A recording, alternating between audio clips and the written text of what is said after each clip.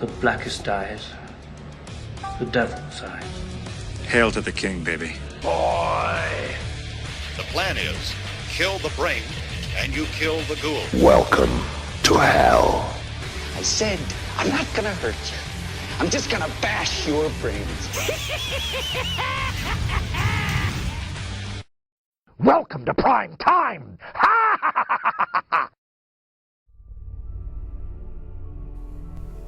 And we're inside. Deep inside.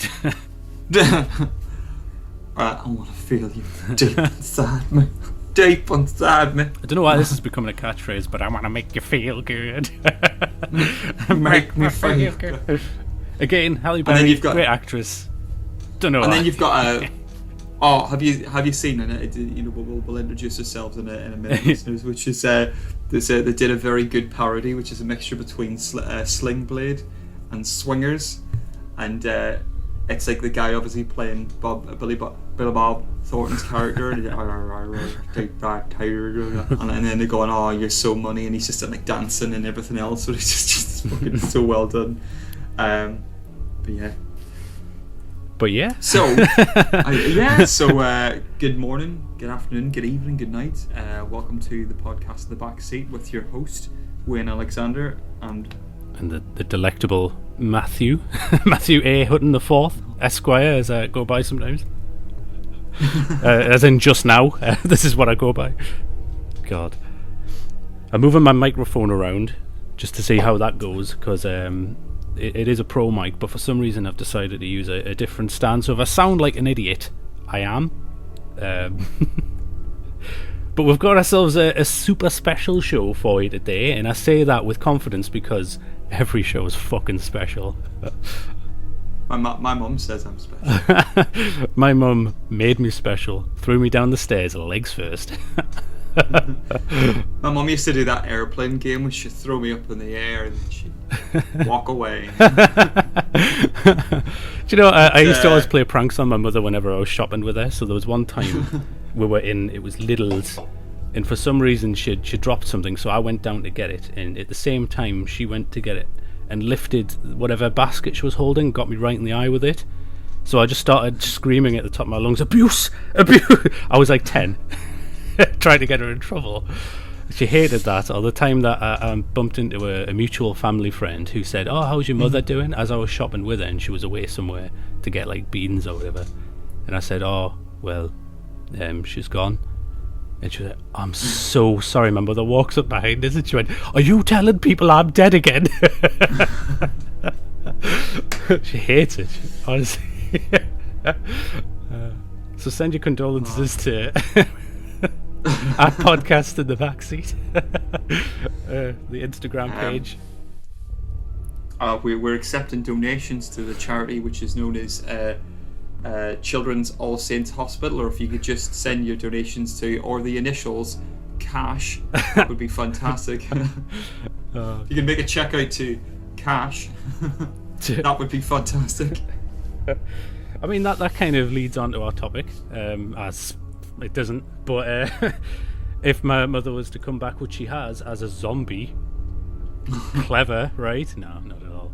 But yes, nice. we've got a couple of things for you. Fans of the show who've listened to any sort of previous ones may know that my choice this week was in fact Dead Snow, or as they say in it's a Norwegian film, isn't it? Dod Snow. So it's as Mac would say, them Swedes. They're Norwegian, Mac. So they're Norwegian. What did I want to say? I can't remember what the doctor's called again. No, neither can I actually. Fuck. He was like proper hippy dippy. He was with his like nose. Nose piercing, a little bit of an earring. Yeah. He used to like maybe a little bit Navajo. He had a ponytail. Then later on, he has no arms.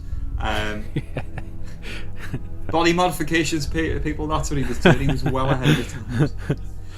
God heaven forbid when we do the thing, that's going to be like a 3-hour special. Like we've got so much.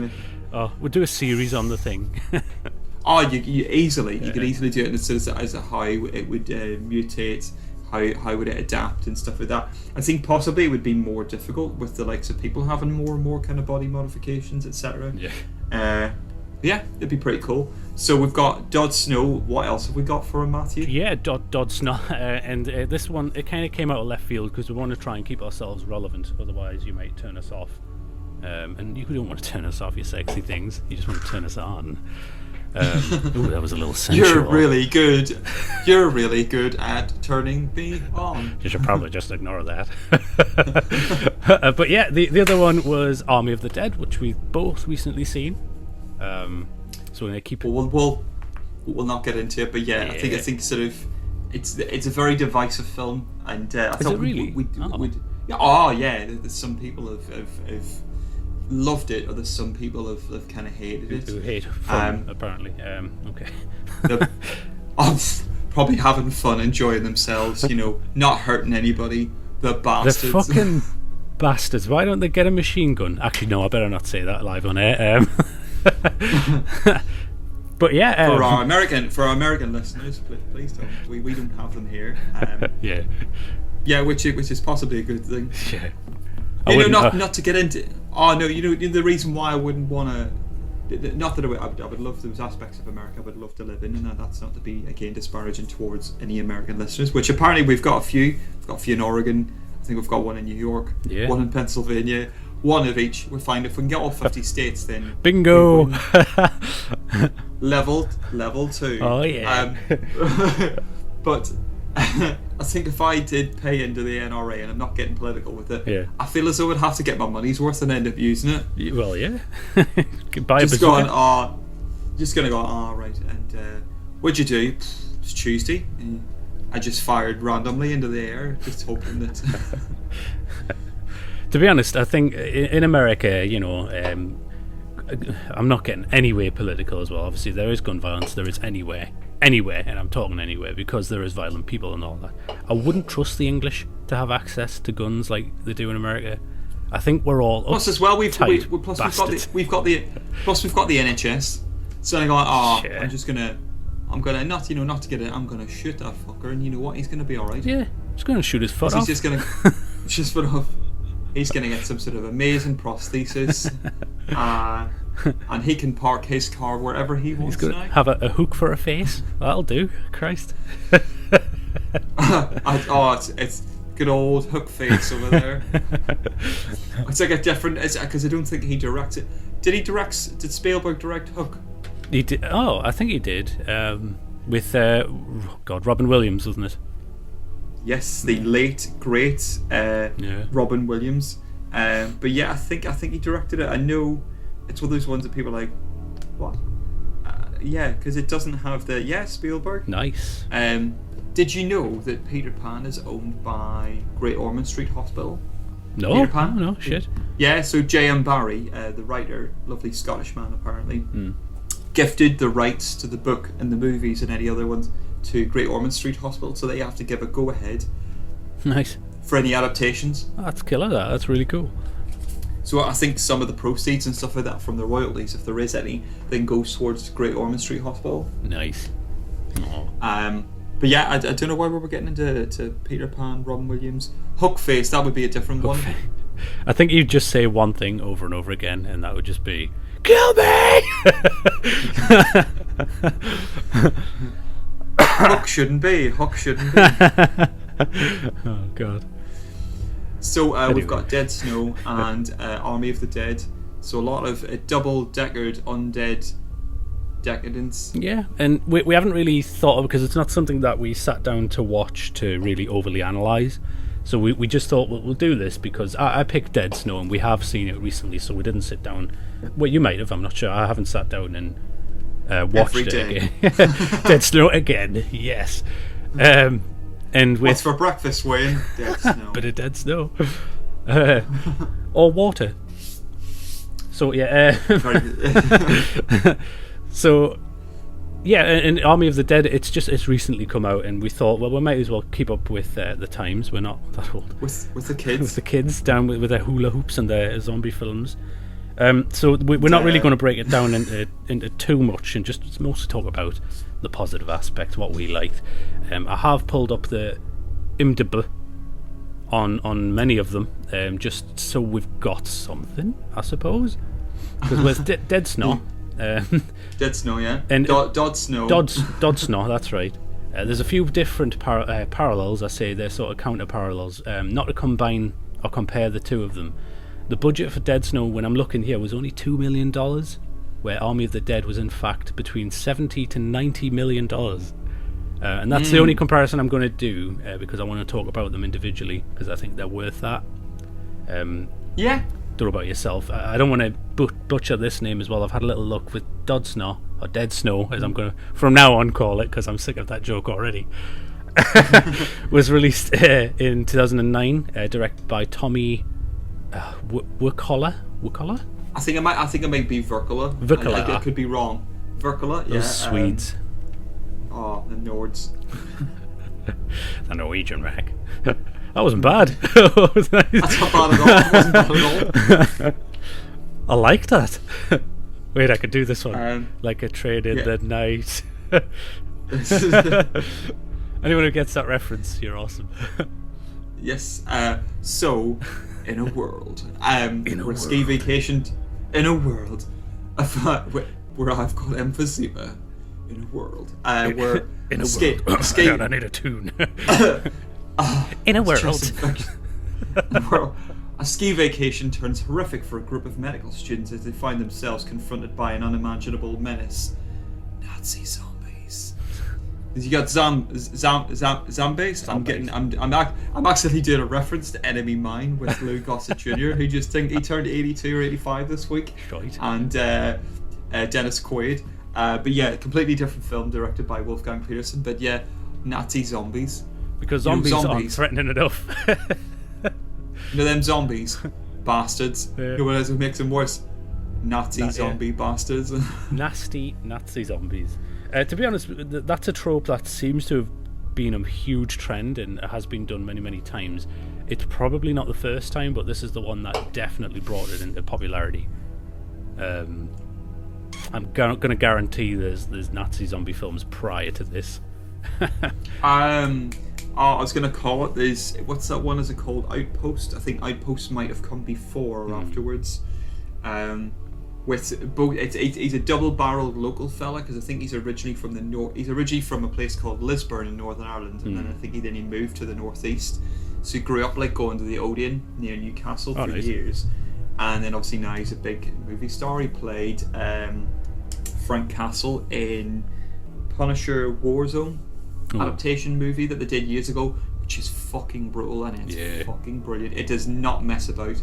Does it not like where he basically he jumps under a table, throws down a flare, hangs upside down, cuts on a wifey's throat, and then uses a machine gun to spin himself around a chandelier whilst killing a load of Russian mobsters, as you do. And then it's got the amazing, is it what's his name? Something Salmon. Big tall fella. He's in Resident Evil. Colin Salmon. Oh, that's what his name right. is. Yeah, sorry. To be honest, in my opinion, that was the best rendition of the Punisher, and I quite like the guy that they got for the MCU TV series they did for Netflix and all that. He was fine. He was honestly really good, and that dialogue on the roof with Daredevil was mint. But Warzone, that was brutal. That was how the Punisher should have been. He's a bit like Blade. Well, I think it's like different adaptations of it. I think that Warzone's Garth Ennis, and Garth Ennis is basically like he does not fuck about. It's like I remember like looking at one of the panels, and basically he lures a bunch of people out of a room, and he's got a machine gun nest with sandbags. Like, how meticulous have you set up that you're not only just going to shoot them, he's going to take them out with like basically like a fucking howitzer. Yeah. And going, I want to make sure that they're dead, but very, very dead, so that back to your topic, that they don't come back as the undead. Yeah, well, that was a nice little revolve back to the point. I like that. But yeah, I mean, if you want, because you've kind of broken that down, that's quite nice. What were your initial thoughts? So what would you say if somebody said to you, Dead Snow, I'm looking at the cover of the DVD, which is apparently old now, fuck it, and you've seen it, how would you describe it to me? Yeah, it's basically it's a bit like now we're recording this on a bank holiday weekend. People disappear off for a lovely weekend together. Some of them are coupled up, some of them aren't. They're going to have a few drinks, a few laughs, maybe do some snowboarding, and then Nazi zombies turn up and start fucking shit up. And what people always do, and anybody who ever watches any kind of horror or sci-fi horror, it's always, you know why bad stuff happened? Because you fucked with shit. Yeah. That is exactly what happened. Alright, Deep Blue Sea, what we've taken is apex predator, and we've given this shark more brains, the ability to think more than it already could, even though it is an apex predator in its environment. Let's make it more turbo. And what was it? It was to cure cancer or something somehow. It was Alzheimer's and dementia. Oh, that's right. Yeah. That was the whole idea, that, you know, if you pump up the brain, pump up the jam on this fucking shark, we're going to be able to pull out its brain juice, whack it in a tablet, and your dithering relative. And not to be disparaging, this is the way in which they've conveyed it. Yeah. Or you take one pill. Do you know how fucking dear that would be? Oh God, you know what? Animals were harmed in the making of this tablet. gimme, £1 million. Some people were even eaten, so gotta pay those families, yo. Many animals were harmed, and a load of fuckers were killed. Samuel L. Jackson, boom, he's dead after making some sort of moving speech. He's wiped out. We've got Michael Rappaport, Sandra Burrows, she's dead. LL Cool J and the Punisher live. Brilliant. Fucking LL Cool J. I'll never forget. He's in Halloween H2O, and his scenes are the most. If you cut him out, it would have been a really good film. He's not bad. He's just really dumb. Oh no. Yeah, like, but I think that's him playing the character rather than mirror. And I think the chef, he's quite fun. Oh, he's class in Deep Blue Sea, but in Halloween he's like talking about ironic cook dies in his own oven. He's like, you ate my bird, and he fucking blows it up. It's just the bit on Halloween where he's reading out, because I was watching it with my partner and she'd never seen it before, and now I just keep making reference to it to really irritate her. Where it's like he's describing his book and he's reading it out to his partner, and it's what was it? And he looked up to a round, tumultuous melon breasts, and that's how he says it. Breasts. So from now on, whenever we're out and you can see people eating chicken, I'll be like, you know what he is? He's not a leg man. He's a breast man. Motorboating, as he. LL Cool J was really enjoying that description. But he's just clearly having fun with it, and obviously he's doing incredibly well for himself now. Yeah. To the point where he did the soundtrack to Deep Blue Sea.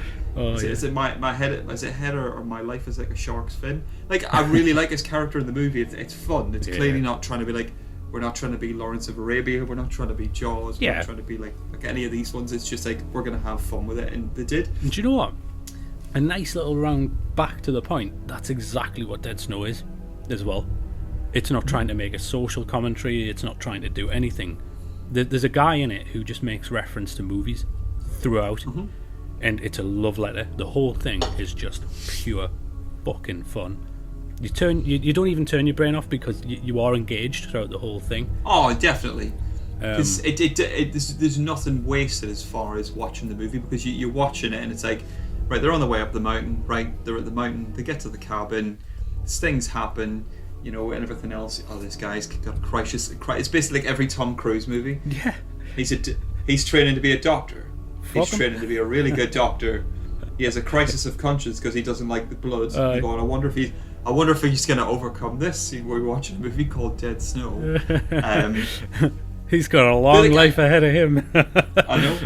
But what I think is quite good, and I think it's something that gets missed out in some movies, like every one of the characters is likeable in their own way. Yeah. Like, I don't think there's anybody that's in the movie apart from the dirty old man. Yeah. He's like being shit about people's coffee and going, did you make the coffee? Yeah, was it any good? No. Well, get the fuck out then. Yeah, and like everybody's quite likable in their own little way. Normally it's like, oh, this guy's a bit cocky, this one, you know, this. You really like all of them. Yeah. I think it's what Stephen King talks about and why his books have been so successful, because he makes you fall in love with the characters and like the characters and then put them through hell. Yeah. And that's the thing, because in this style of film, so especially because this is a cabin in the woods type of film, which is why they make reference to like Evil Dead and all that sort of thing, there's always an asshole character, And that's the point, especially in, because I hate to say foreign films, so I'm going to say non-English speaking films. They subvert the genre a lot more than they do in America or even the UK, and I actually quite like that. And as you've said there, that's one of them. All the characters are likable. If this was a Western-based movie, there'd be an asshole, and he'd have the most gruesome death, because that's what you want. And as a Western audience member, you kind of like and expect that.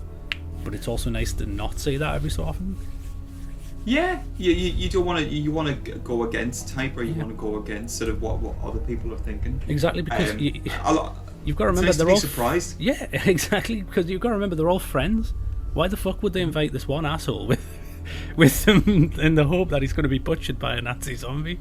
Like, maybe that's the point. Maybe they're going, I hear there might be some Nazi gold up in. There's some Nazi gold up in them there holes, boy. Oh, Jimmy Clem's coming back. Jimmy Clem. Oh, show me your power, Jimmy Clem. I got power for you.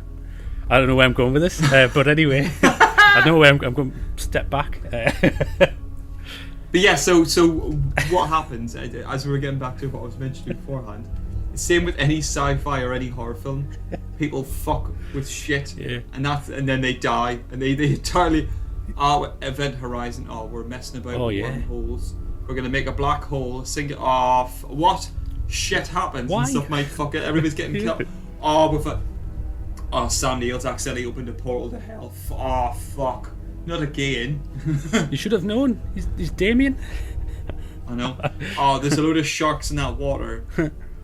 I think we should go in that water. We fuck with shit. I'm gonna open my veins and jump in. Why are they in a frenzy? I don't understand it. What's the other one? I'm trying to think of another one where they just mess with stuff. The Thing. We've went into the Antarctic, which is not designed for human habitation. We've dug up an alien grave, and what if bad shit happens? We're going to literally poke it. Fucking leave it. Like even the Mummy, which I think came out in 1999. Yeah. As the guy said, do not read from the book. And what do you know what they do? They fucking read from the book, and then shit happens. They wake up Arnold Vosloo, who's absolutely phenomenal. Is it Hard Target? Yeah. Directed by John Weistar, and John, you're gonna hurt his feelings. Yeah. You wouldn't want to hurt my feelings. Sorry. Yeah. So Norse people fuck with shit, dig up the Nazi gold underneath the shitter, and what do you know? They come back and start messing with stuff to complete their undead mission. Yeah, there's one odd scene that I didn't.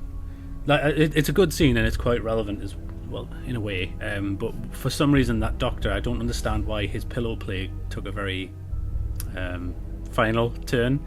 Like he's playing with his girlfriend and then decides to start pressing a pillow down on her face. Now, I don't know anyone who would enjoy that, so he's the only one who sort of borderlines on asshole. But so why does he do that again? I think they're just playing. He says to her, I think, close your eyes. So she does. Lie down. And I think she's like, oh, okay, where's this going? She's happy to be a bit kinky in front of her friends for some reason. And he just decides to gently press a pillow on her face. Don't know why. And when she says to not do that, he continues. Again, don't know why. And of course she gets a little bit annoyed. But I don't know. I mean, other than that, it's quite nice, and all the characters do seem to get on, and it's quite nice to. What I quite liked about it, for a $2 million budget as well, all the actors in it are very human. If you were in that situation, you could probably see yourself do that. And we're definitely going to get spoilerific on here as well. These are reviews, so I always feel like I need to warn people. It's a 12-year-old film. Exactly. It's, I haven't got around to seeing such and such a going. Tough. It's been widely available. It is available on Amazon Prime at the moment as well. For anybody who's listening, I believe it's also available on Shudder. As is the sequel, which is also loads and loads of fun. And I love, not to get into the spoiler territory, I love the ending of it as well. It's so much fun. It's just going, It's very clever. There's references to, is it Brain Dead throughout the course of the movie? Because he's wearing a Brain Dead t-shirt, and then there's a guy who's obviously a huge horror fanatic in it. Does he not say in English, this belongs in a museum? Yeah, he did. Is that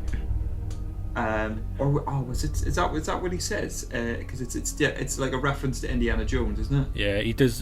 He does a lot of lines in English as well. Because I think there's loads of references, especially to Evil Dead.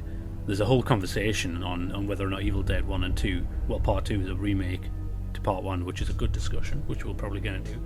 Because it's very, very, it's very aware, and I think there's a lot of horror films that don't acknowledge that horror films exist. They live in this weird, fucked up parallel universe where zombies and sharks and slashers and haunted houses and exorcism and all of that doesn't exist. Yeah. I'm going, like, what? How boring would that be? And going, we're going to go to the cinema and watch another period drama with no jump scares, fucking nothing in it. Just go like, I think it's nice to know that the film is self-aware of other horror movies existing.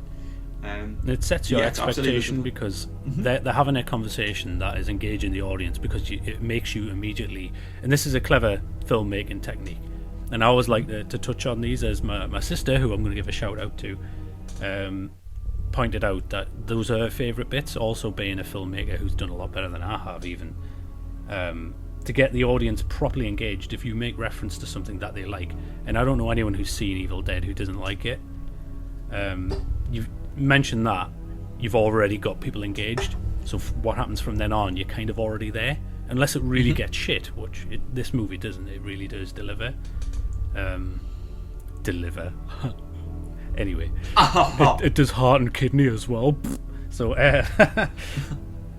but yeah, that's a good bit of dialogue, like in not in joke, in sort of. I'm saying words, man. I'm fucked up on coffee. It's riding that indigo pony. But yeah, I know what I mean. It's if you make reference to something, like somebody's went out of the way to see this movie, and if anybody else is, it's to say, you know what, the people that made this movie are also into horror movies. Exactly. And it wears its references, and it's sort of love on its shoulders, like on its sleeve, and just sort of saying, going, come and see this movie. We really, really enjoy horror movies. And I think it's very easy, and tell me if I'm wrong, whenever somebody's made a horror film for the sake of making a horror film, I think they've made a horror film because they thoroughly enjoy the genre. Yeah. It's something that they and I believe this is a directorial debut. I think I'm right in saying that. I think so, yeah. And it just, like, there's a lot of love that goes into the movie, and you can tell. Because if you're making a movie of a budget of $2 million, to the how slick and tidy it looks, I was surprised. People would have, people would have had to have worked for free, or they would have had to get volunteers, or other They're people probably involved, mates. etc. Yeah, exactly. Real That's friends. what it is.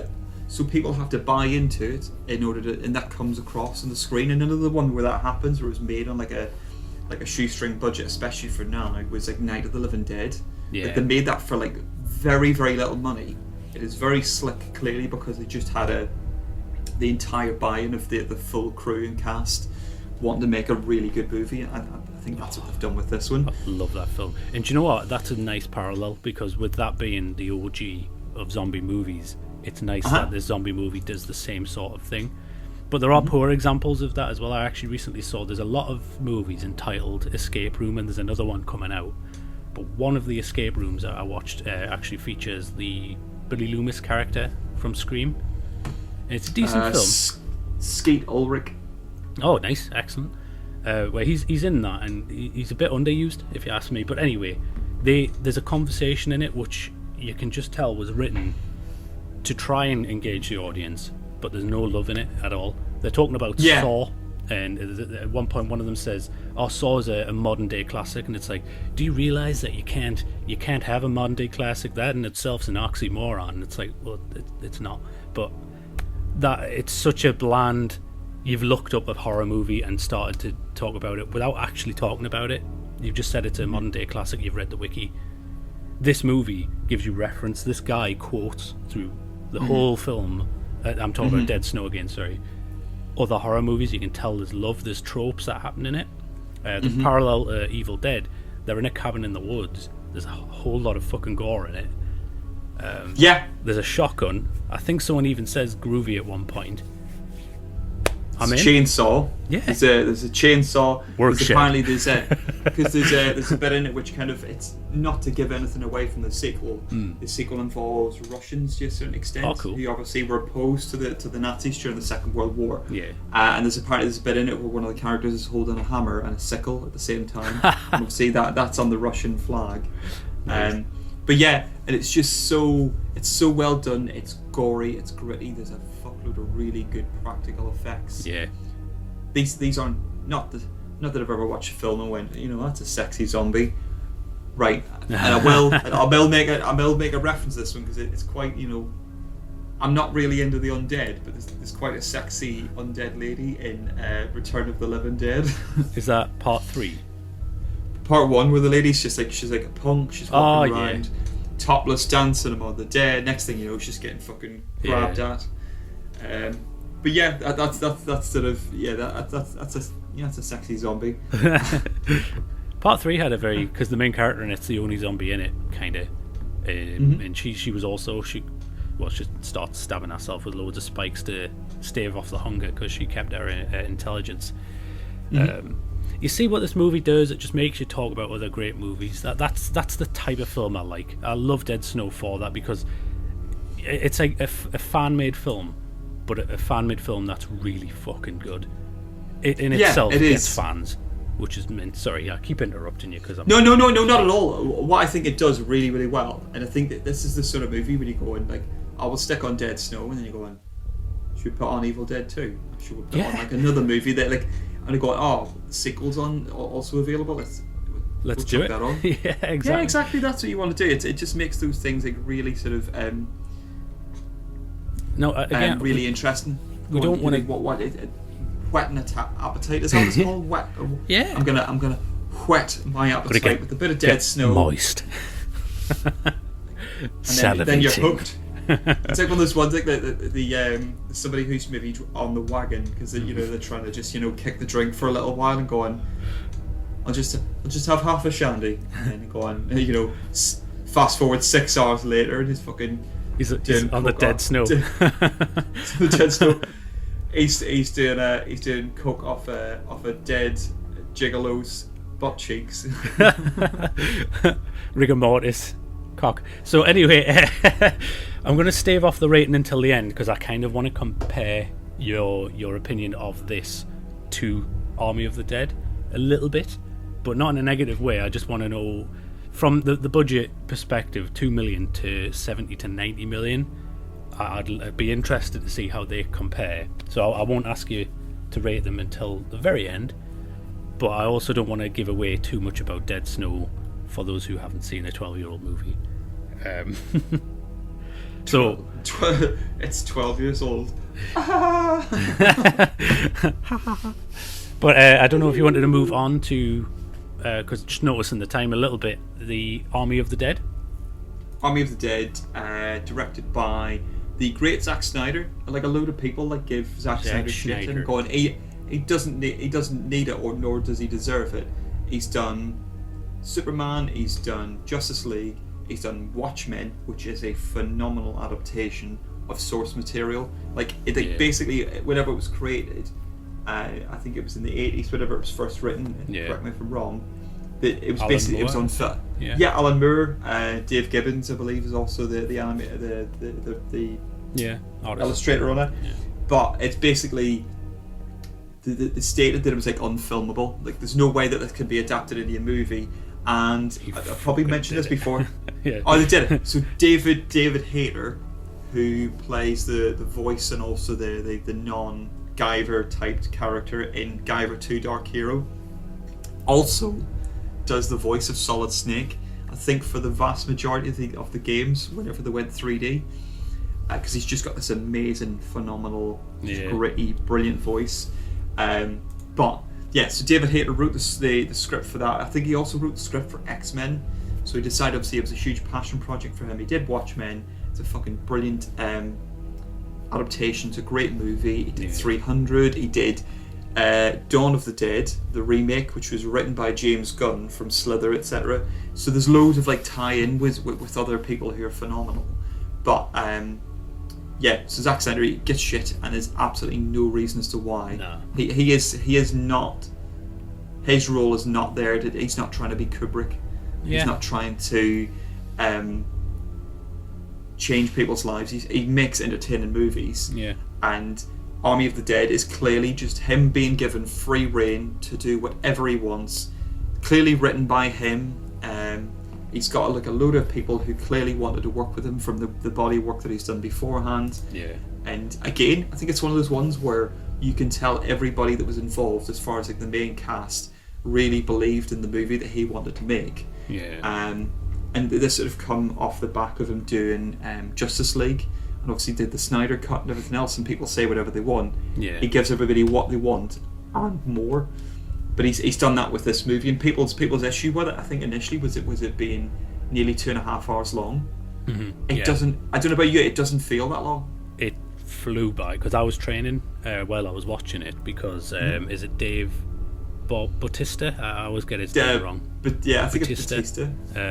He's a tank, and I thought, you know what? Yes. I better train because I've been trying to work out a little bit anyway. I did the whole movie, not realizing it was about 2.5 hours long. I was knackered like, by the end of it. Imagine so. But yeah, so I kind of skipped over. I just sort of went into a bit of a. So, the movie In a World. In a world, following a zombie outbreak in Las Vegas, a group of mercenaries take the ultimate gamble, venturing into the quarantine zone to pull off the greatest heist ever attempted. And sexy results happen. Now that's what I call a sticky situation.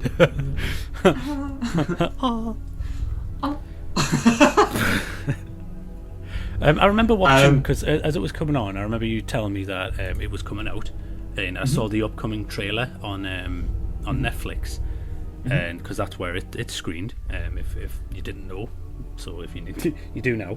The trailer itself, for some reason, it must have been an unpolished version, because when I was watching it, there's a bit with the tiger, and I remember turning to my partner and thinking, I mean, this looks like a high budget film. Why the fuck does that look awful? When I watched the movie, the tiger is fucking amazing. Like, so good. I thought they had a tiger and just animated bits on its face. Apparently not. That's animated, like, entirely. I don't know why I got onto the tiger, but yeah, we were talking about the cast a little bit. So obviously we've mentioned that the main fella's Dave. Oh, I never get his name right. Dave Bautista. That's his fias. Yeah, but he obviously plays Drax the Destroyer. He's been in loads of stuff as well. He was in Blade Runner 2049. Good movie. Great movie. But it's got like a really sort of. It's got a really good cast, but sort of they're not because if you put too many really big names in it, they kind of you're fighting for attention. But I think they work together really, really well. Yeah, and it's very much like a geek cast. Yeah, for a movie, which is really, really cool. The only other person I recognised was Teague Notaro? Yes, the stand-up comedian. She's hilarious. So when I found out she was in it, I was sold on that.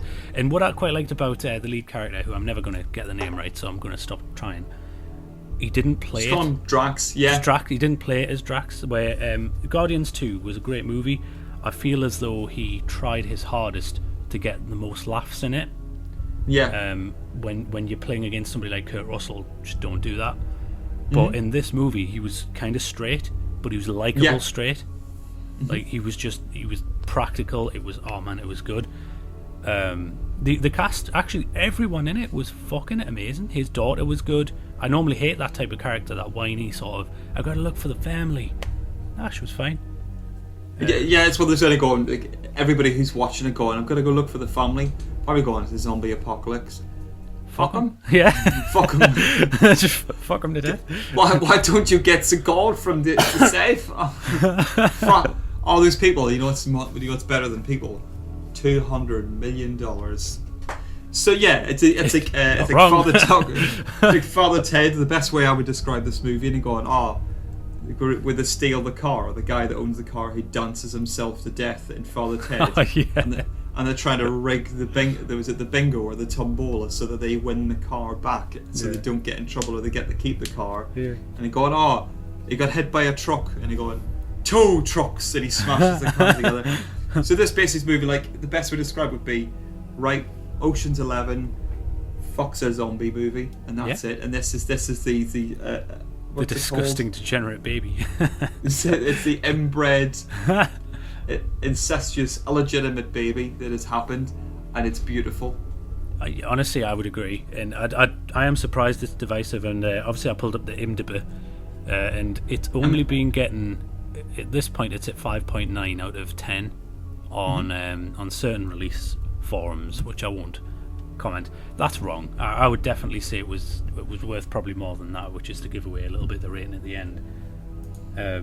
I think a lot of it is just because of the whole Snyder Cut Justice League thing. A lot of people still want to kind of shit on his name a bit, and it's coming from the higher ups in Hollywood, I guarantee it. Fuck him. Fuck him. Yeah, I mean that's the paradigm to go with, because if it's enjoyable, no matter who you are, just enjoy it. People forget that things don't have to fucking be political all the time. You can just enjoy yourself.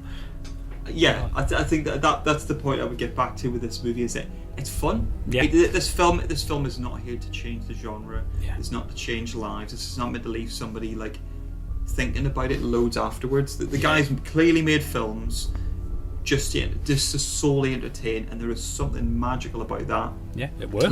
Like I've watched, I think, Deer Hunter twice, and this is me not being negative about Deer Hunter. Deer Hunter is a phenomenal movie. However, I wouldn't just throw on Deer Hunter. I wouldn't bring my mate around going, no, it's a great movie, let's chuck on Deer Hunter for the next 3 fucking hours. It's because it's a slog. Yeah. And don't get me wrong, that's part of its aesthetic, and that's its sort of slow unfold or slow burn. Yeah. Whereas this film, it's 2.5 hours long. It does not feel like it. It feels like an hour and a half. It just feels like a ride from start to finish. You get a nice bit of exposition.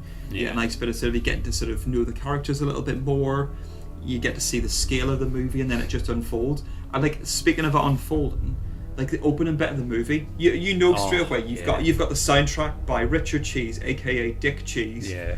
Is doing Viva Las Vegas. And it's like a swing dance version of it. It's like a lounge dance, lounge music. Like, what are people expecting? It's not going to be like the music by Ennio Morricone. Yeah. Or fucking like, and that again, I love Ennio Morricone. Yeah. But it's not like Jerry Goldsmith. You're not going to be getting like Alan Howarth. You've not got like the London like Symphony Orchestra.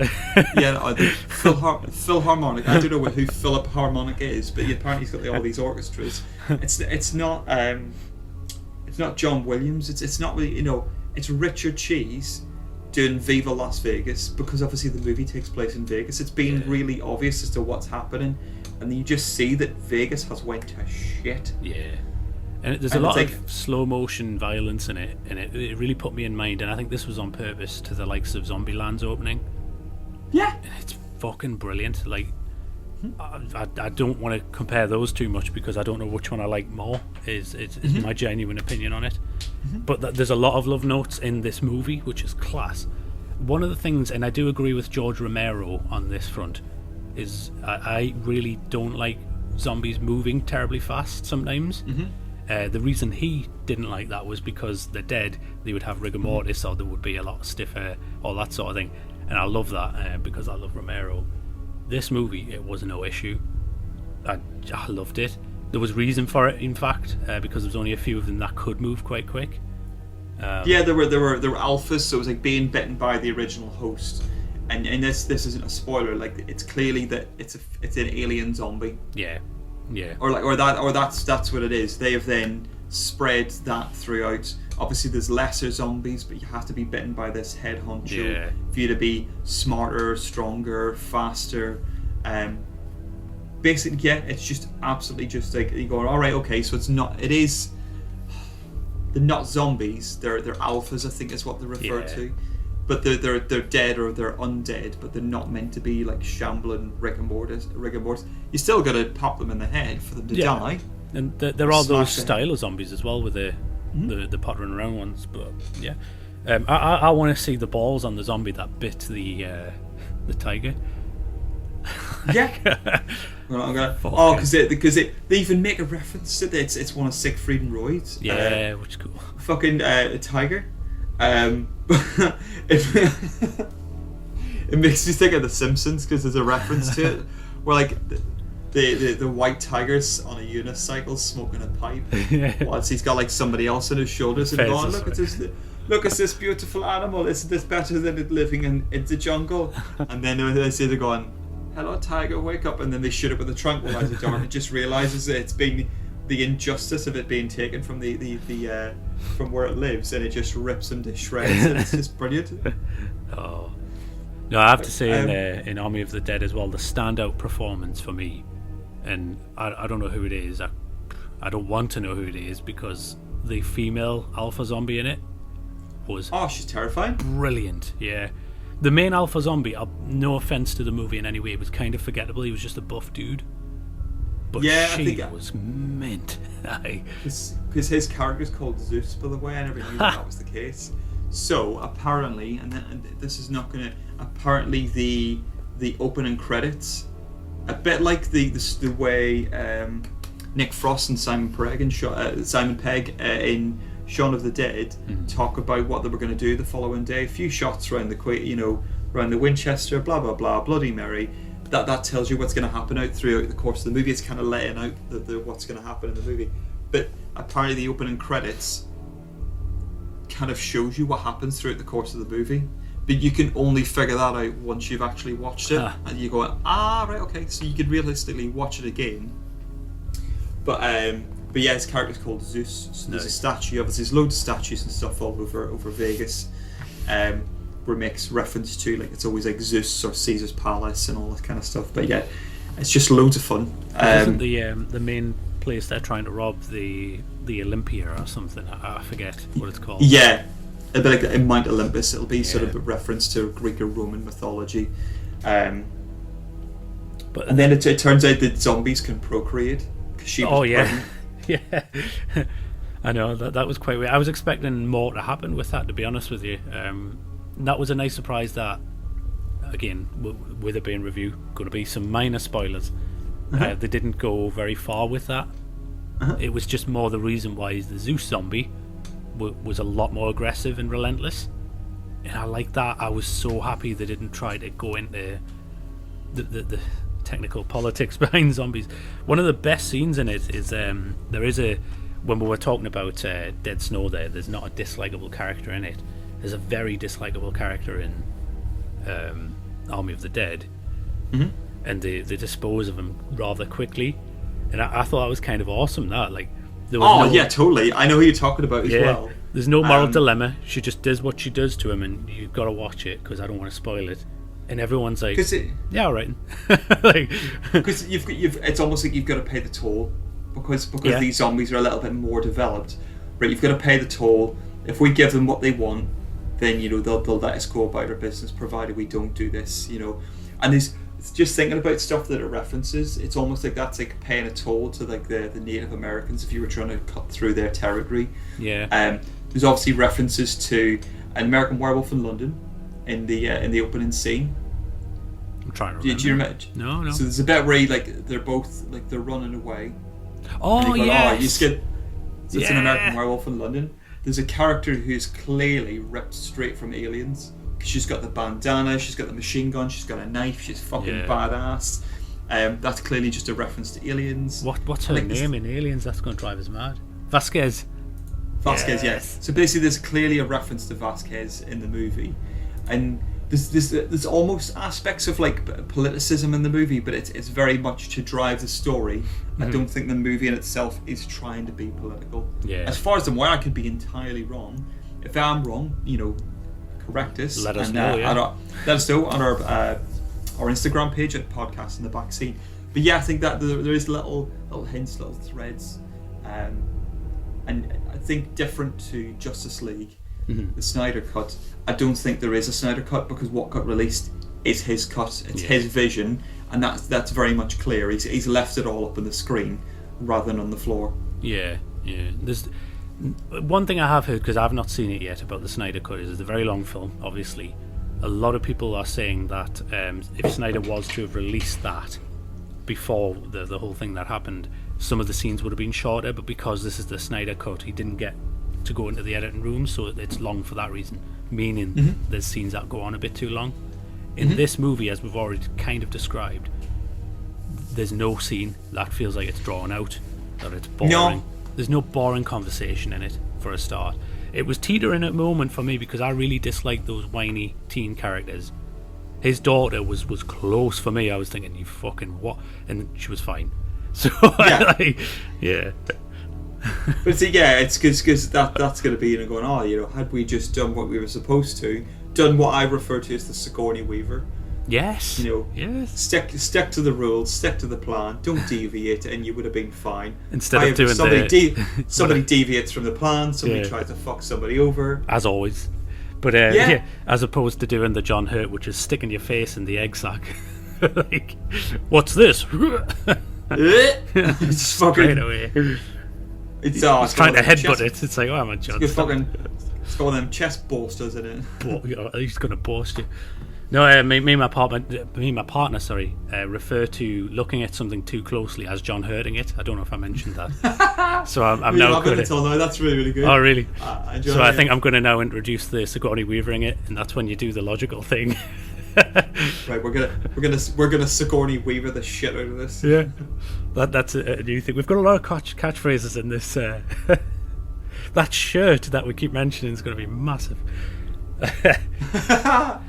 What a lot of people have said, like, I think it's talking about giving the director a hard time. So apparently Zack Snyder spent quite a considerable amount of time collecting these is it Kodak or Canon dream lenses, because people have been whinging about like the depth of field in the movie, where everything quite close is very much in focus and everything else in the background is almost like kind of distorted and ethereal and dreamlike.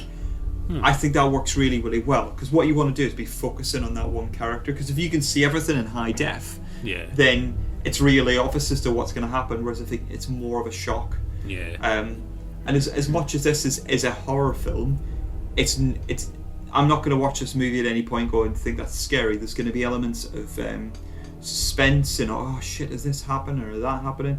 It's just, we're going to have fun with this movie. It's got the undead in it, but I'm not going to be sitting thinking. I don't think there's any jump scares from what I remember where like something just jumps out of nowhere. It's like, aha, right, this is happening, and then something else, and the movie did not end the way that I thought it would. True.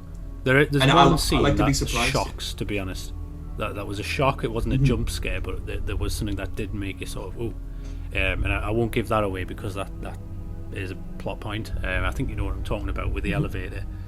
But there's a beautiful reference, I believe, to Silent Hill in it as well, where they're going through the... I can't remember what building they're in, but they're trying to duck and dive through a bunch of dormant zombies. Yes. It's very Nurse from Silent Hill, and it gives the same sort of tension, but without the real proper horror that comes with Silent Hill. There's always that Weasley traitor guy in any sort of movie like this, kind of fucks someone over in that scene. But no, go on, yeah. I was going to say, I'd love to see a movie going, that guy's the evil Weasley prick. And I think Tig Notaro even makes that reference. Yeah. And going, why do we need this prick? Yeah. Yeah. And like she did you know she was not originally in the movie, Tig Notaro? Oh, what? So she had to be put in. It cost about, I think it was $2 or $4 million. So there is he'll remain unnamed because I don't want to give anybody sort of a stand-up comedian who behaved very badly. He was in the movie. You can look it up if you wish. So they decided, all right, we're going to cut him out of the movie because fuck that guy. Like, how much have you got to be hated that somebody's decided they're going to spend $2 to $4 million in an already quite expensive movie? Yeah. To digitally completely, there is not a single shot. So there's bits in it where Tig Notaro, it's very, very well done, but apparently the way it's been done, they spent like high-end special effects to the point where you maybe don't realise it. You might look back and go, all right, maybe. But it's not obvious that she never met any of the cast apart from one. Dave Bautista has never met Tig Notaro. Really? Despite them sharing the screen and everything else. And obviously, there's bits of it which are quite clever, where they recruit Tig Notaro as the helicopter pilot, etc. Where they've just shot a new scene. Yeah. And they put that into the movie as the introduction. It's almost like they're son of a bitch, I'm in. Yeah. And she just goes, oh, like, well, how many? Yeah, I'm in. Yeah. What? And they go, oh, but do you know what? No, you told me you're going to give me like 2 million, or you're going to give me $1 million. I'm just in. Yeah. I'm in. I would have that same attitude, to be honest. Yeah, exactly. Yeah. What are we? We're gonna kill. Oh yeah, I'll do it. 2 million. Kill the 2 million. president. Fucking. I probably shouldn't say that as well. but Tig Notaro was not in the film originally, that's so mad. had to be digitally put into the movie. So there's like, I think there's only one member of the cast actually met Tig Notaro before the movie was released. And she's one of the best things about the movie. She's just so dry and witty, and she's sitting filling up a fucking helicopter while smoking a cigar. Yeah, it's a bit where the helicopter isn't working. It's like smoking, kind of on fire. And she gets a call saying that they pushed up something that's going to happen, not going to ruin it. And she's like, oh yeah, we're ready to go. I'm just sunbathing next to a pool, just to like not panic them. But it's done in kind of a really funny. She's so dry. I think she's class as like a stand-up comedian. I was chuffed when I found out she was in this. So and she you could easily slot her into any high-end sci-fi horror movie as well. You could put her in Alien. She could be one of the wisecracking, gritty, I'm here for the money type characters, and she plays that so well. Wanting to talk about a bonus situation. I know exactly what I'm talking about. A bonus situation. They go, oh look at this all the steam's coming out, and they just turn the steam off. It looks like there's a problem with this. Why don't you just fuck off? That was a good Sigourney Weaver. That. What? Yeah, but yeah, it's high budget, loads of fun. Leaves everyone up on the screen. It's got a phenomenal soundtrack where it's just having fun. Like, you know that the movie is not trying to be serious whenever it's got the Cranberries zombie playing. Oh yes. In one of the closing scenes of the movie, and going like, for it to be that on the nose, it's not taking itself seriously. It's got fucking robot zombies in it. Yeah. It's got alien zombies, robot zombies. It's got croupiers. It's got strippers. It's got showgirls. It's got people. Yeah, blackjack dealers and everything. It's just like. Who's sitting thinking, oh, this is trying to be The Shining? And you go, it's not. Schindler's List. Schindler's List. Yeah, it's exactly. This film is just trying to have fun. Yeah. And people should just stop taking themselves and movies too seriously. 100% just let them wash agree. over. Yeah, exactly. Yeah, 100% agree. But yeah, it's come from a place of love. Everybody did it, and that's what this show is all about. So we're behind it 100%. Yeah. Do you know what? I'd love to. We'll probably do it. I don't know. Maybe even next episode, if you fancy it, talk about horror in other mediums, so like games, because this is a reference I'm going to make now. The main thing I loved about this is that it really put me in mind of one of my all-time favourite games, which is Dead Rising 2. Now, I don't know if you've ever played that. So, Dead Rising's the photographer. Yeah, well, Dead Rising 2, there is a version where he plays the photographer, Frank West as well, but you play as Chuck something or other. He's like a motorcycle He's like guy. An extreme sports guy. He can go off and make his own weapons and stuff. And then is it 3 where you're like the mechanic? Yes, yeah, and then part 4 is Frank West again. But part 2 is actually set in Las Vegas. And if you've ever played the games, it's got so much humour to it. Like, it just doesn't take itself seriously, but it's like playing this movie, to be honest with you. It's great. There's even a tiger in it. Like, no joke. it's just. Oh, is it Dead Rising 1? Is it the one where you go up against like a fucking zombie nail gun firing clown? Yes, his brother's in the second one. Nice. Yeah, the second one's it's phenomenal. The first one I had to go back to play because that was Xbox only for a while, and it's mint. It's really good. But I think I missed the boat with it, so I'll always go back to part 2, which is a polished version of it in a much nicer scenario. Because I just love the whole Las Vegas zombie thing. I don't know why it works really well for me. That, and there's a beautiful Penn and Teller reference in it, where you actually get to fight Penn and Teller essentially. But yeah, that's one of the reasons when I was watching this movie, it just made me want to go back and play Dead Rising 2. But again, if you ever did want to do, and this is a question to yourself, beautiful co-host, horror games maybe for the next episode. Oh yeah, there's ones off the top 10 if you want. Well, we can do that for next if you want. Yeah. Yeah, the only one that jumps to mind, and it's still, and my mate Mick Halley, again, if he's listening, I used to live with, my girlfriend at the time bought me Dead Space 2. I played it with the windows open, the curtains open, with people in the house during the day, and was still shitting myself. Oh. Like, it is fucking terrifying. The amount of, because like, not to give anything away, in the first one you start off and you're in a straitjacket with no weapons, and there's fucking weird shape-shifting event horizon Thing-esque type body horror monsters just looking to fucking mess you up in gruesome ways, and like some of the death animations are just like no, I've got to go back 5 minutes. Oh, what have you got? I've got some tools. But yeah. So I think to summarise for this movie, I didn't want to get too much into the story. Yeah, it's a heist movie with a deadline, $200 million. It's got robot and alien zombies. It's got a ragtag group.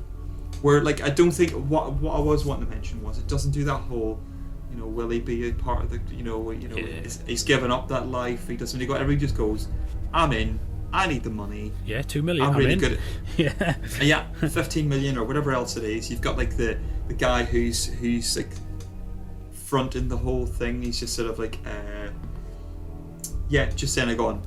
You gotta get 200 million. If you get the money back, I'll give you 50 million for you to divvy up as whatever you want. You've got like some wisecracking people. You've got the very cool German safe cracker, who is going to be there's going to be a prequel movie called Army of Thieves, where it's going to be him and a ragtag bunch of people doing like safe cracking or doing like a heist movie. But I think it's going to take place in the same world where zombies exist, but I don't think it's going to be a zombie heist movie. I think it's just going to be a heist movie that falls within that. I think that's already been filmed as well. So Dieter, who's in the Army of the Dead, is going to like headline his own movie, and they're going to do an animated TV show which shows the outbreak and what happens afterwards, which I think would lend itself really, really well, because it's going to be high intensity, high body count, blood, and everything else is going to be cheaper and easier. And you can be more fantastical with it, whereas with cinema you're kind of hampered a little bit with CGI and practical effects. So yeah, I'm excited for anything that they wish to provide linked to this movie, because it's just so much fun. Yeah, and that's the main thing. So, big question then. So out of 10 zombie heads that you blow up with your handgun, out of 10, what would you give Dead Snow? Do you know what? I think I would say it's a difficult one, because there's so many zombie movies to compare it to, but the difference between them is, and I think the mention of this, I think it's either in the first or the second one, that they're not infectious zombies, as in they bite you in Dead Snow and you come back. It's more a case of they are cursed. They're a bit like ghosts. They have unfinished business in which they need to see out, which is why they are undead or dead, depending That's which way you want to look actually. at it. You never see anyone live long enough after getting bitten to see if that would actually happen. That's a good point. Exactly. Because there's somebody takes some drastic measures after he's been bitten. Yes, but yes, for the fact that it wears its heart on its sleeve, I'll probably say 7.5 severed zombie heads, chainsawed heads for the first one, and I'd probably say 7 out of 10 for Army of the Dead. And that's not just being negative about the film. That's high praise. It's just there's so many other zombie movies which inevitably it's going to be compared to. You've got Dawn of the Dead, which is what the director did a remake of, which is absolutely loads of fun and kind of runs with the idea and he makes it his own. And then like Night of the Living Dead, you've got Day of the Dead, you've got all the sort of George A. Romero sort of zombie movies. They're like your top tier zombie films. Yeah, exactly. And then there's obviously other zombie movies that you could realistically look at to a certain extent, would be like Evil Dead, but that's sort of a different thing altogether. But yeah, I think sort 28 of Days maybe Later, which is 100% a zombie film, and I follow a forum where that is the daily fucking boring argument. I hope you all are listening, because it doesn't matter either way, but it is a zombie film. Because my understanding, not to counteract what you've said, I thought it was like, is it not like the rage virus? Yeah, but this is the. Oh, But- here we go. All right. No, I'm not getting into it. I've seen it once, and that's Aye. the way it was explained to me. But obviously, Aye. that might be that person who's explained it to me is coming from a state of bias, which is almost impossible to avoid. Yeah. But yeah, I think that's the way it got explained to me. But that's not to say that's true. That's another one where, not to get into it again, the sequel to that is loads of fun as well. 28 Yeah. weeks later. Yeah, it's got Hawkeye in it. And it's like, got what's the name of the pilot? He's the guy in the wheelchair in the TV show Oz, but he's also in the Matrix sequels. yeah, He's like the new pilot. He's like related to Tank or Dozer. But yeah, that guy out of Train Spotting in it as well. it's Robert Carlyle. Yeah, that's him. Yeah, that's him. Mm-hmm. Who I actually had the honour of meeting when I lived in Gateshead, which is north of England, for those who don't know. They were filming a movie. It was a terrible film in the end, and it had somebody out of Vampire Diaries in it who at the time wasn't very big. He's the handsome one. I forget it. I don't care enough to know it. And Robert Carlyle. And at the time I was studying media at university, so that was a beautiful coup. I just stood outside watching filmmakers make a movie, and then got Robert Carlyle to sign something, which I can't remember what it's called though. He plays a priest. Fucking priest. I wish I'd looked that up. Was it the tournament? It might be. I know my partner's a huge Robert Carlyle fan, so she actually watched it. My house at the time actually features in the movie because he gets spoilers run down outside it. Yeah, it's the tournament. Yeah. Ian Somerhalder. So that's him. Yes, that's And Robert Carlyle. It's got Ving Rhames, Kelly Hu, Robert Carlyle. You know what it looks like, and this again is, I don't think it's a horror film. And obviously somebody spent a lot of time and effort and everything else in order to make this movie. It looks like it's a poor man's Doomsday, and I absolutely adore Doomsday because it's just a fucking fun movie. But yeah, tournament. Back to our points, I suppose. But yeah, if you ever want to see what my old house looked like, watch the tournament. You'll probably find it. But the original point, out of 7 heads, I would probably I'd mirror to a degree. I want to give Dead Snow would be a solid 7. Where Army of the Dead, I'd give it a 6. Okay, cool. But it's not because it's poor or anything. It's something I 100% want to watch again. Yes. I think when you mentioned the likes of any Romero zombie film, I'd rather watch that, and that's kind of the bar that I set it to. It's like at the moment on our personal chat, you've been sending a lot of shark movies. They're all going to be held to the same bar as likes of Jaws. So sadly, do you know what I mean? It's like that sort of thing. So whatever you watch, it's anybody trying to make a zombie film is brilliant because obviously it's got certain tropes that you can have so much fun with. Another one, Brain Dead. Brain Dead's another one that's obviously a great movie. It's a great zombie horror movie where, like, you know, you got the priest that kicks arse for the Lord and stuff like that. And that's obviously that's high. You're going to be talking from me. That's going to be a 9. So then what's going to be higher than that? So you've got to sit and put it amongst its peers. And I think these sort of movies, particularly like Dead Snow, would make you want to watch that with like Brain Dead. Like I would start off Dead Snow and either follow it with Dead Snow 2, Red or Dead, and then move on to say like Brain Evil Dead. or Brain Dead. Evil Dead. Yeah, Brain Dead. Yeah, like a triple bill. It'd be fucking brilliant. Yeah, that was the sort of thing. If you got to take a cinema over for the evening, what movies would you put on? Dead Snow's going to get people chuckling, going to get people in. It's going to make reference to the movies you're then going to watch. You would then maybe go into Brain Dead and then end with Evil Dead 2. Yeah, Army of the Dead's exactly the same though. It's just another fun.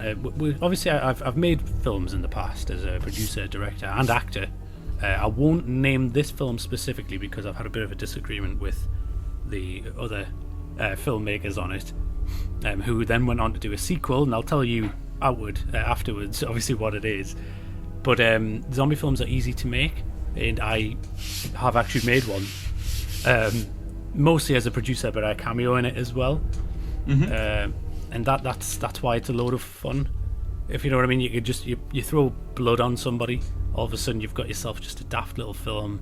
It was very low budget, a lot of fun to make. Everyone enjoys a good gory zombie film, and that's what these are.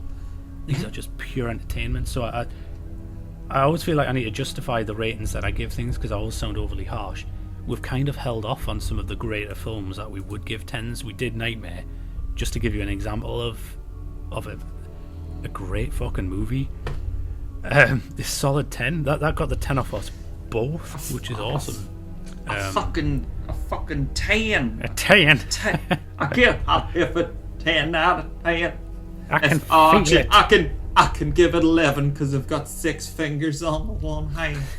Does that Jimmy My Clem? mama and my daddy are the same person. What an abomination we are. But anyway. Was it Cletus Spuckler? Is that what his name is? Yeah. Hey, Ma. Get off the dang roof. But I mean, these are highly recommended. Obviously, I've given it Army of the Dead a 6. You've given it a 7. We're not saying don't watch these films. It's just that. Oh, in fact, the exact opposite. I would say go out, watch both of them, maybe back to back. Throw in a bunch of other ones. Set yourself an evening aside and just have fun. And I hate using this phrase, but legitimately don't listen to the haters. I'll never read a review before or listen to us spewing a review. If you've listened to this and then went off to watch it, that's your choice. I never do that. I always watch it before doing something like that. But check it out. I'm trying to think of any of the movies where people said it was dog shit and I fucking loved it. Oh, it's gonna bug me. I know what you mean, actually. Yeah. There's a couple of people. Oh, don't watch this movie. It's fucking dog shit. Oh, it's absolutely crap. I'm just going. I really enjoyed that movie. It's gonna bug me. I'm gonna try and think as to what it is. Yeah, if anybody is listening and they do had a movie where people said it was shit and then it turns out it's fucking brilliant, drop us a message at our Instagram page at podcast in the Backseat. Also, if you have any suggestions for any reviews, we are looking to expand our list of movies that we've not seen that might have slipped us by. Our good friend Michael, who's a good listener, the method that might be mentioned a couple. So there's one called Storm Warning. Have you seen that one? No, that'll be cool. So I'll add that to the list as well. A bunch of amongst a ton of like Giallo films and sort of maybe other films that we just might have just passed us by. We will do that review because somebody did send us a message on Instagram a little while back. Was it Death Becomes Her? Yes. We will do that review as well. I'll tell you about to say was that Bruce Lee film. I'm going, fucking that movie would have played it entirely differently. Especially considering he'd been dead for about 15 years beforehand. God. But yeah, so I think sort of, both of them, double barrel them if you want, but just don't be expecting I don't know what people would sort of compare to like being a phenomenal sort of maybe potentially life-changing movie. Like it's not going to be it's not a Stand By Me, it's not a Green Mile, it's not going to be some sort of Orson Welles film. Yeah, exactly. It's two fun films covering a similar genre and just having fun with it. People seem to forget that this is it's a medium for entertainment. A lot of people, and yes, there is a place for, and I love a good political film. I love the film that does have a message. A lot of the zombie films that would rate higher, all the Romero ones, have a message. But sometimes it's nice just to sit down, just fucking enjoy something. And that's what these are. Yeah. That's your homework, boys and girls, yes. Children of all ages. Once you've seen it, once you've seen it, drop us a message on the Instagram, you sons of bitches. You sensual, sexy, sultry. silly billies. you big goose. I don't know why I'm going with that. I don't know. But yeah, it's Roger again. It's Roger. Oh, Roger. These zombie movies, my God. Anyway. I love that. I don't know why, it's just my favourite thing. Ricky Spanish. But I think that's all we've got for you today. That's all the time we have. We've all, and Play us out. Play it again, Sam. Oh God. That's a callback to one of our previous episodes where somebody had a funeral. Got to the funeral, and what was as they lowered the coffin into the crematorium, into the morgue. Please bow your heads in silence. As we play our favourite song, it's a 4-string quartet cover of the Birdie song.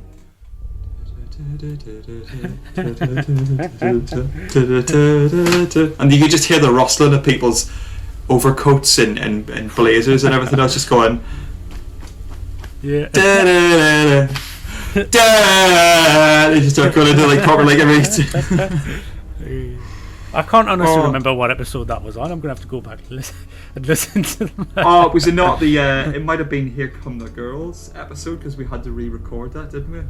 Oh yeah, it will be. Yes. So the episode that we've just released, which would have been on the 20th of May, Friday the 20th of May, where we recorded the episode and. Matthew's equipment, and I mean digital equipment. I don't mean his testes. His old lad. His old lad had a kerfuffle and was discombobulated and was lost forever to the ether. He's lost that. So we re-recorded it and had to try and recapture some of that magic about some poor bastard. his master went from a present tense to a past tense and was buried to the Birdie song. Part of me either think two things. I hope it's either true, and that's genuinely what happened, or this guy is a comedic genius. If so, either way, I doth my cap to him. I think he's a comedic genius if he did do it. I know. I want my funeral to be a fucking celebration. I want people to just talk about how much they hated me. There's that documentary I told you I watched a while back about Bill Murray. Yeah. He says he turned up to John Belushi's funeral and he basically talked shit about him. He says that's what they that he says he wasn't like. Apparently that's what they do in certain parts of the Middle East. For the life of me, I can't remember where it might have been. I can't remember what it was. I think it might be. And he says basically you turn up to the funeral and you talk about how shit they were. And it's not to sit and look at them through rose-tinted glass and go on, this guy was a snake, this guy was a fucking rat, and they go on, obviously, but we're sad that we miss him. But yeah, it's just because for you not to talk about the negatives about a person would then sort of would be leaving out the fact that they were a person, actual and whole. Exactly. They are going to have some negative aspects of them. But yeah, the Birdie song. What's it make me think of? It's The Simpsons, where it's Jasper Beardley. He's the old man, and they're going, "Oh, the elephant song." Yeah, makes me think of elephants. It's such a little line that just goes through the episode. And it's fucking brilliant. Oh, I love it. No, there's on last thought when what I've always wanted to happen on my actual funeral.